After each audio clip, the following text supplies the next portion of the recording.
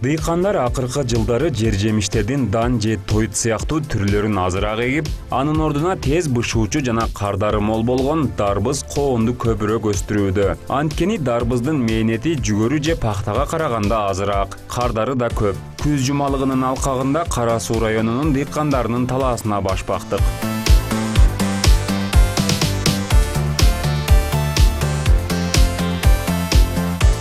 Кара Суу районунун Жарооз айылынын тургуну Алтынбек Арыкбаев 7-8 жылдан бери дарбыз эгип, аны менен үй бүлөсүн багат. Буга чейин дарбыздын ар кандай түрдөгү сортторун эгип көргөн. Бир нече жылдан бери биздин климаттын шартына туура келе турган Голландиянын уругун эгип келатат. Бул урук түшүмдүү мол берээрин айтат.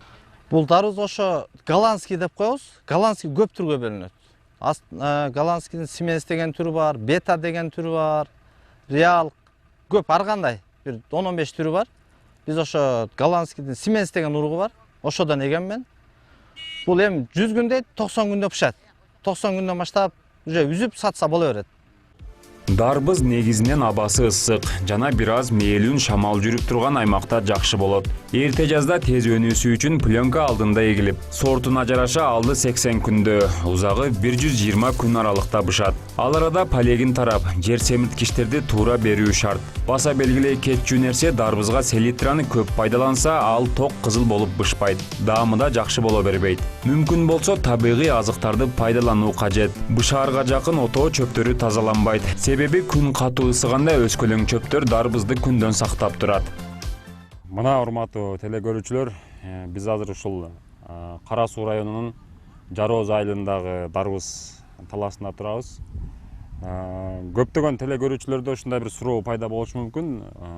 Ошол талаада өсүп жаткан жеринде дарбыздын бышкан бышпаганын кантип айырмалайбыз деп. Бул жерде дарбыздын бышпаган мөмөсү турат. Бышпаган мөмөсүнүн жанында дал ушундай моундай бир пружина сымал сабакчасы болот. Дал ошол пружина сабакча жана ошол мөмөгө кеткен жердин эле жанында дагы бир жалбыракчасы болот, кичинерээк. Полягиндagi жалбырактан кичиирээк болот. Ал эми бышканын карай турган болсок, бышкан дарбыздын дал ошол пружинасы куруйт биринчиден. Ал эми жанындагы ошол кошумча кичинекей жалбырактагы кургайт. Дал ошол убакта дарбыз бышкан болуп эсептелет. Кээ бир сорттарында пружинасы курбаса дагы жанындагы жалбырак курган учурда дарбыз пышкан болуп эсептеле берет. Биз пышкан же пышпаган дарбызды дал ушул нерседен айырмалай алабыз.